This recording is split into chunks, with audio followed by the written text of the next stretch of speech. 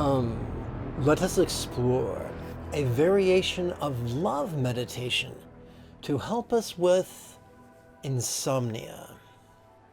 This is Lama Jigme Gyatso of the Buddha Joy Meditation School. Welcome to Meditate Like a Jedi. We'll begin by opening up the practice text. Clearly, this is a Word document, but its PDF sibling can be found and is available for free download. The link to the download page can be found with many other material in the description area below the video. My hand's a bit floppy right now. I got quite a bee sting this morning while working out, and my thumb's all swollen. So if I'm extra uncoordinated, now you know why. In the upper right-hand corner, where you can see that this document is 80 pages long, that can be a bear to navigate. Download the free Kindle app for your smartphone. Then download the PDF and migrate it into the Kindle app. You'll be given a choice to either convert it to a Kindle doc or maintain it as a PDF doc. Choose the PDF option, for that is how it was formatted. Formatted to be read upon a smartphone held horizontally.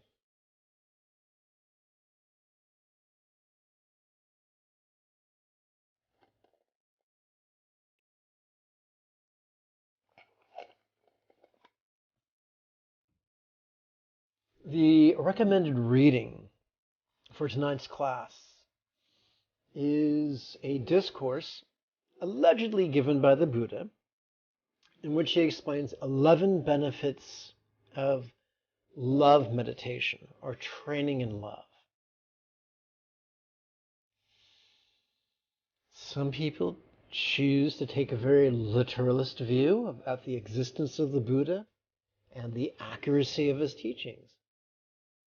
Other of us are liberal. We don't know if the Buddha was real or merely archetypical. And for us, the only test of the teachings is not how old they are or how many oddly dressed people approve of them, but rather the effects that they generate in our lives when applied enthusiastically and correctly and consistently.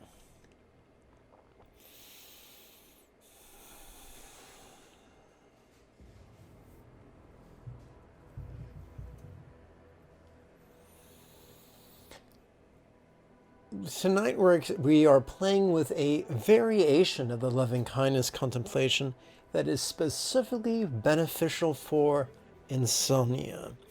Due to the nature of my numerous disabilities, insomnia has been a lifelong companion, both falling asleep and remaining asleep.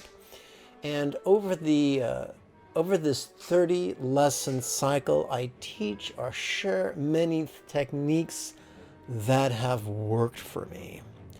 This is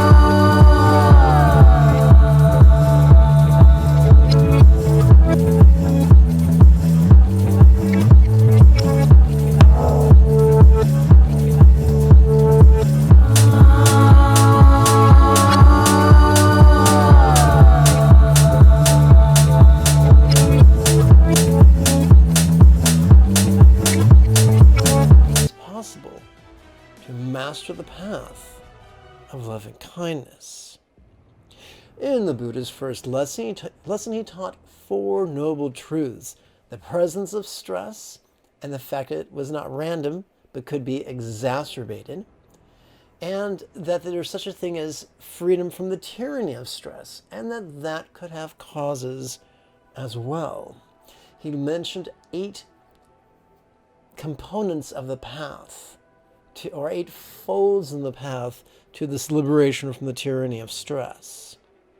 The second was right aspiration, or in other words, wishing love, as we say in the Tibetan traditions. And that is noble and useful and powerful. However, the third and fourth and fifth folds upon the path of enlightenment are behavioral. They're about communicating with love and behaving with love and conducting our vocational efforts with love. So, mathematically, 3/4 of the path of love is a verb. It's what we do with our voice and our body. And so, upon the path of love, in addition to meditating upon loving kindness, which is beneficial and delightful and fun, it's imperative that we must stop overtly and needlessly causing the suffering of others. There are 2 simple things we can do to directly improve the lives of not hundreds, but thousands of living beings who have brain stems just like us, and as such want only to live and not die. Living beings who have midbrains just like us, who want only to love and to be loved.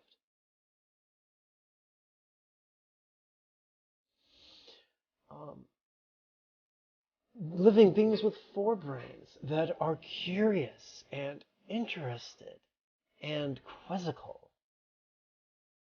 The first thing we can do is to cease to kill, no less exploit, other living beings for their meat or milk or eggs or bodily components or talents or entertainment value or skin or hair or fur. And the second thing that we can do is to stop paying others with our consumer choices to do that for us. Yes, our shoes may not be red with the blood of the slaughterhouse, but our dollars are. So what I'm suggesting is a whole food vegan diet. If you find the acquisition or the adaptation of a whole food vegan diet to be daunting, then I recommend to you my pal Mike Dearborn's channel on YouTube. It's called Mike the Vegan, M-I-C, the Vegan, and there is a link in the description area below this video. It is an excellent resource. Now that we've discussed behavioral love, let's meditate on wishing love.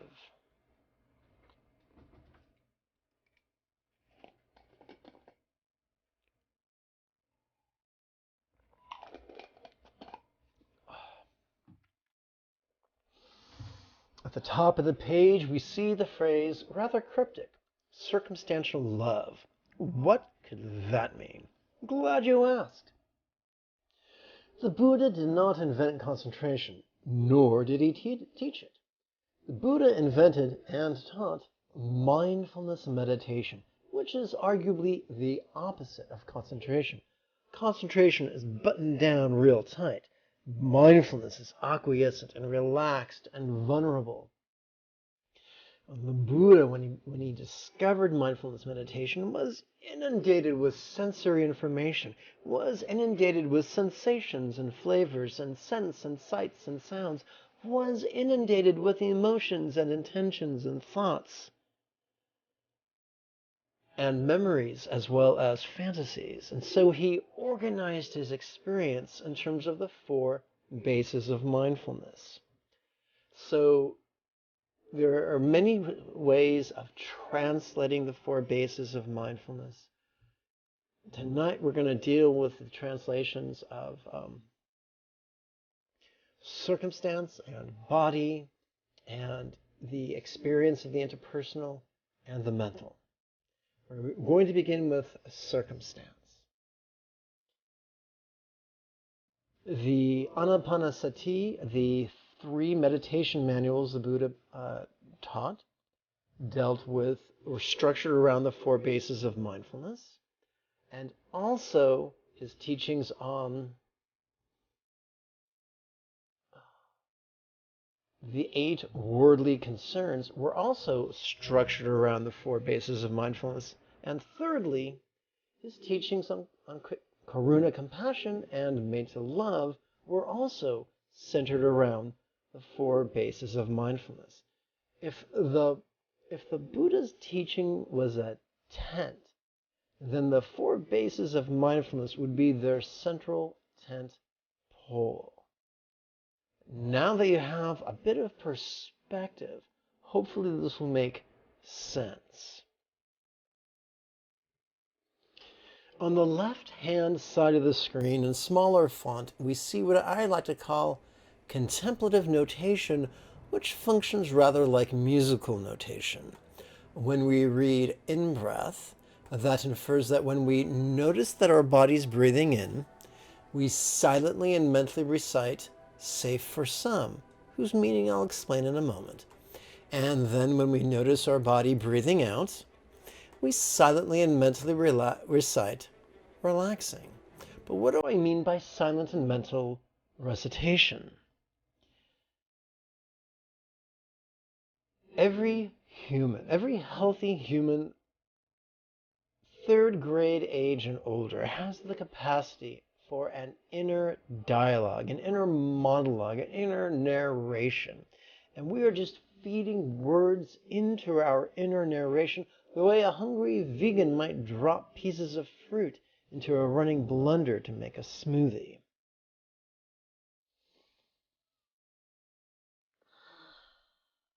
As I mentioned previously, the Buddha coordinated or correlated the mindfulness, the 4 bases of mindfulness with the loving kindness training.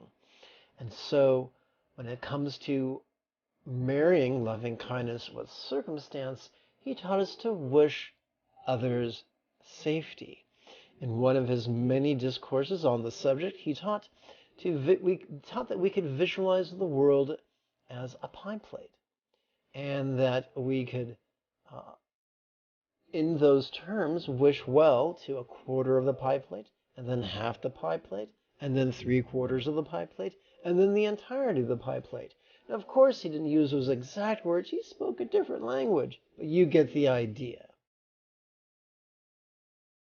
One of the cool things about this system is that we don't have to visualize if all we do is silently and mentally recite these words in harmony with our breathing, in harmony with our relaxation.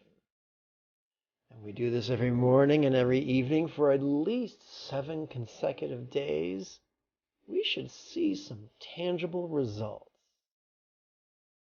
Now let's explore the actual words we will be playing with. Safe for some. Well, safe is short for safety, and it's a reference to circumstantial well-being. And in every sense of the word, in every dimension of the word, in every permutation of the word, some refers to 1/4 of the living beings upon the planet, whether they walk or crawl or swim or fly, whether they're mosquitoes or bees or neighbors who vote the way we don't want them to.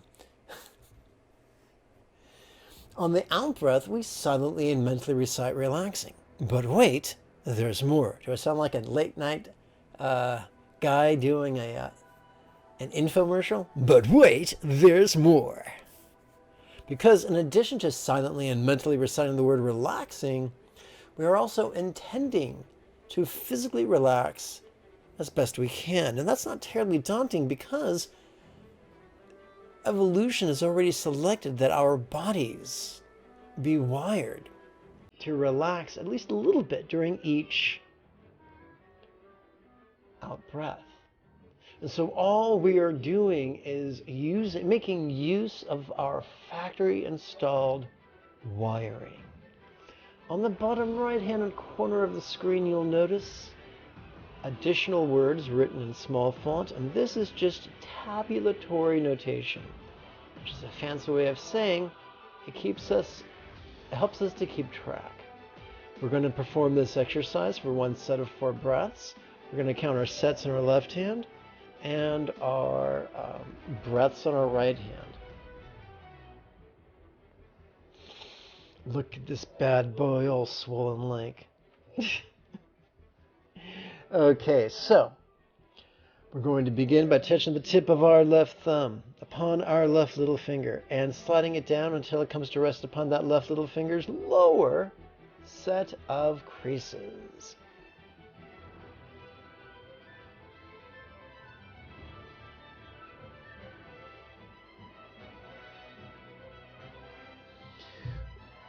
On our right hand, we are going to prepare to touch the tip of our left thumb to our right little finger, where we will count upon first the lower set of creases, then the middle set of creases, and then the higher set of creases, and then the tip. And we will advance the left thumb during each in-breath. Assuming we're each sitting in chairs, let's sit up straight, head above shoulders, shoulders above tush, feet flat on the floor, hands upon each their respective thighs, palms up. Let's play with this exercise for 4 breaths. Safe for some, relaxing.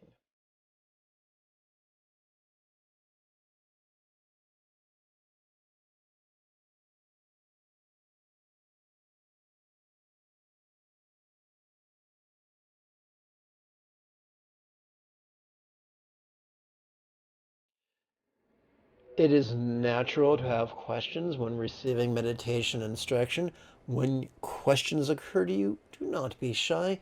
Type them into the chat window. Now we turn our attention to half the world's population. Let us count upon the 3 sets of creases and tip of our right ring finger. Safe for half, relaxing.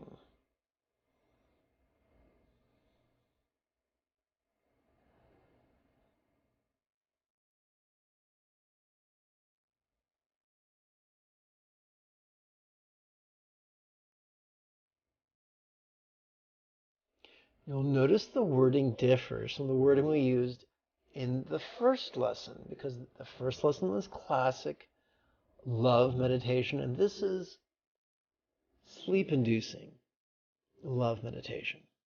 So if you feel drowsy, this doesn't mean you're unspiritual. It means you're ready for nappy time. We now turn our attention to our right middle finger, safe for most, and that means 3/4 of the world's population. And no, you don't have to visualize that. Safe for most, relaxing.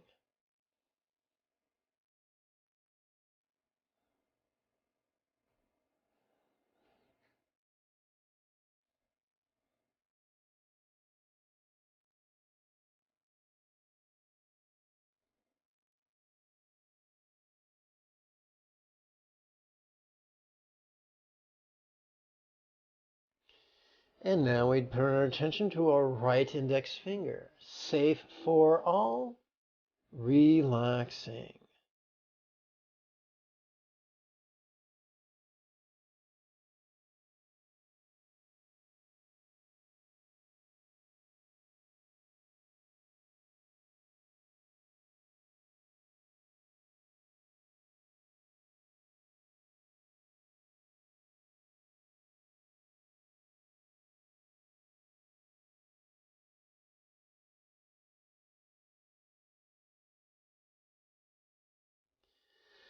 We have succeeded in blending love with circumstance. Now we shall blend wishing love with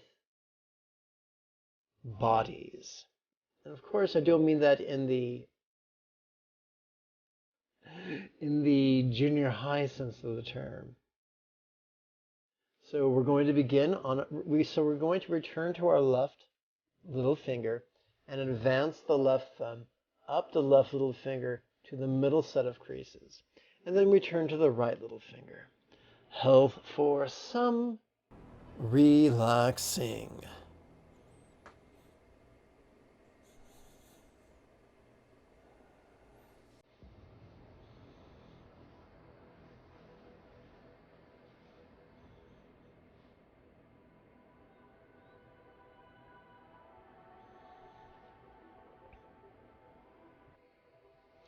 Health for half, relaxing. Let us count upon the 3 sets of creases and tip of our right ring finger.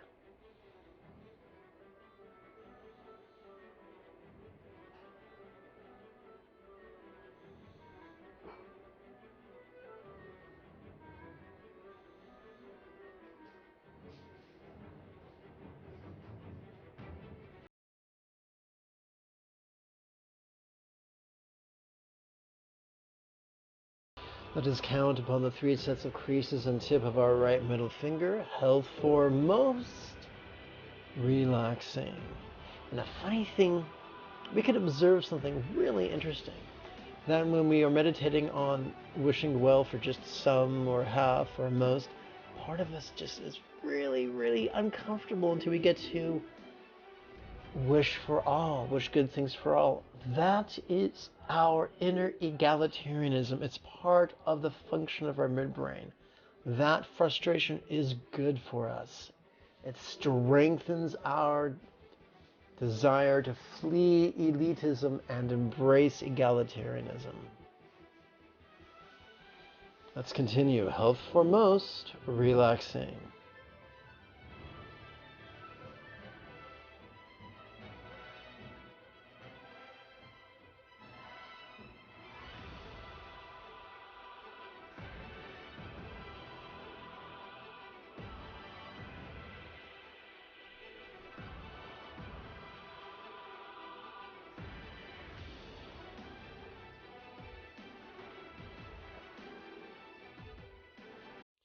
Let us prepare to count upon the 3 sets of creases and tip of our right index finger.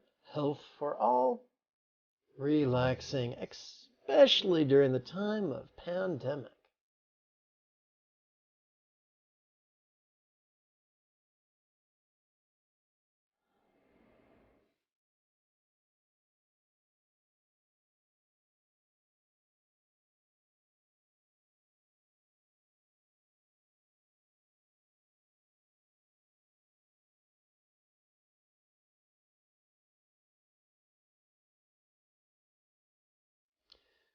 We have completed our training of blending love with circumstance as well as body. And now we're going to blend love with the experience of the interpersonal.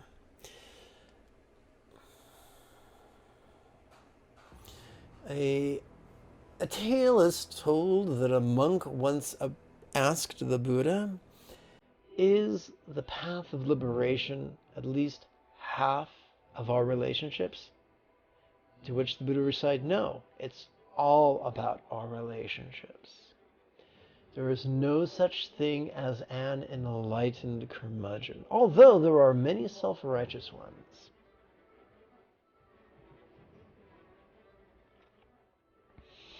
We begin by advancing our left thumb up our left little finger until it reaches the higher set of creases.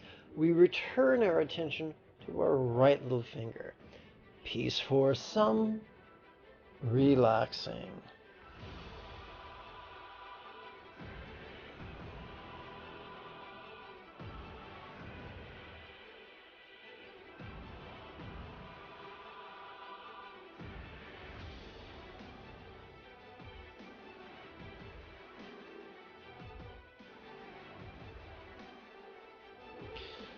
Prepare to count upon the 3 sets of creases and tip of our right ring finger. Peace for half.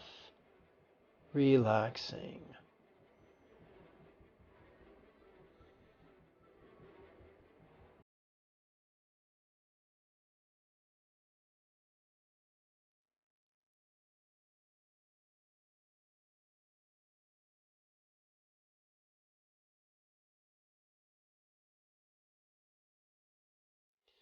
And now prepare to count upon the 3 sets of creases and tip of our right middle finger.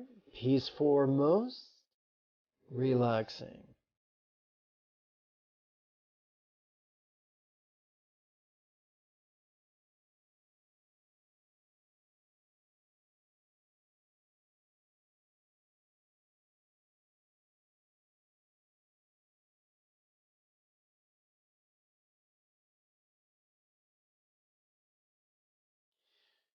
Let us count upon the 3 sets of creases and tip of our right index finger. Peace for all.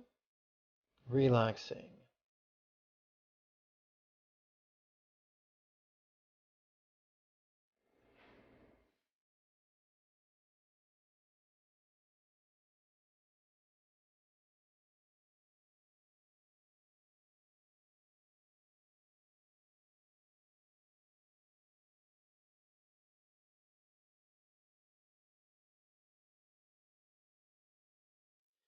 Now we turn our attention to the next base of mindfulness, the mind. But first we're going to advance our left thumb up our left little finger to its tip. And now we prepare to count upon the 3 sets of creases and tip of our right little finger. Joy for some, relaxing. And of course, some refers to 1/4 of Earth's population.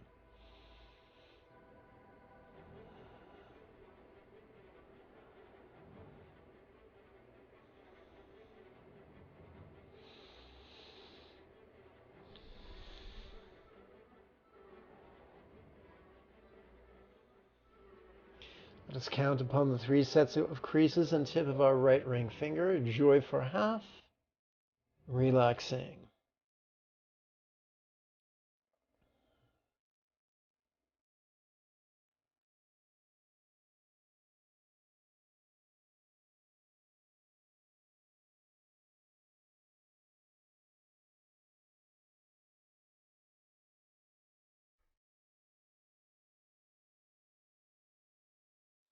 Let us count upon the 3 sets of creases and tip of our right middle finger. Joy for most, relaxing.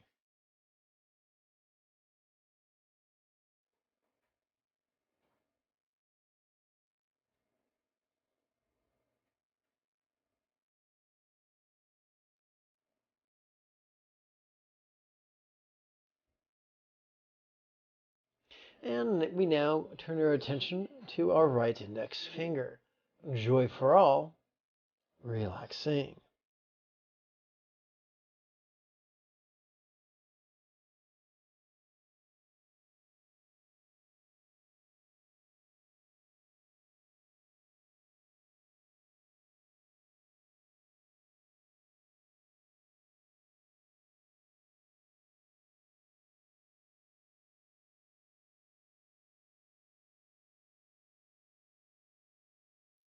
Well, we've just performed 16 contemplations. And if our mind was a dog right now, it would be panting. So we're going to give our mind a break, not with more contemplation, but now with meditation. In Pali, it might be known as Sati Pasadi. In Sanskrit, it might be known as Mahamudra or Mahasandhi or Ati Yoga. In Tibetan Dzogchen, it might be known as Trekcho. In Japan, it might be known as Zen. In China, it might be known as Chan. Whatever you call it, it is simply watching the play of mind and then relaxing into its release. Now, clearly, we appear to have run out of left little finger. So let's get resourceful and continue pushing the thumb up and over the left little finger until it comes to rest upon the third knuckle. Not the third crease, but the third knuckle. On the in-breath, we will silently and mentally recite, notice this. And on the out-breath, we will silently and mentally recite, relaxing. This is a deliciously vague pronoun, and it applies to whatever we experience, whether it's external or internal, real or imagined, pleasurable or painful, glorious or gratuitous.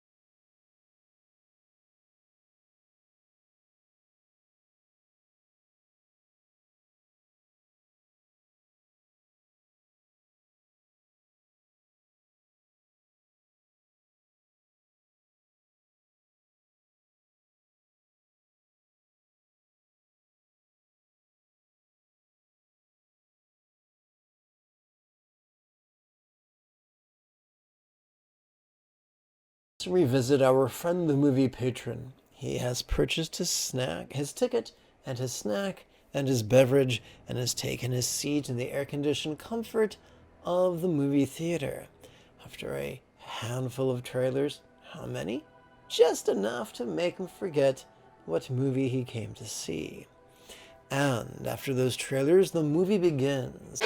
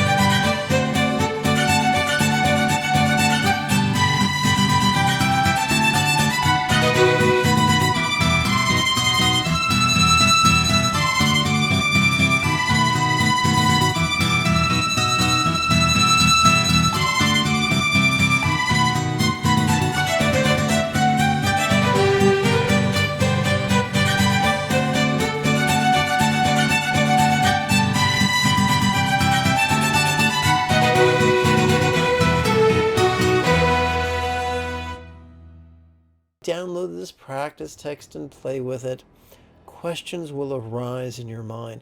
Questions that may or may not be answered upon reviewing the video, which will be also, whose link will also be found upon the download page. So I invite you to write me, to send me, to send me a comment. I'm having a dickens of a time right here. There we go.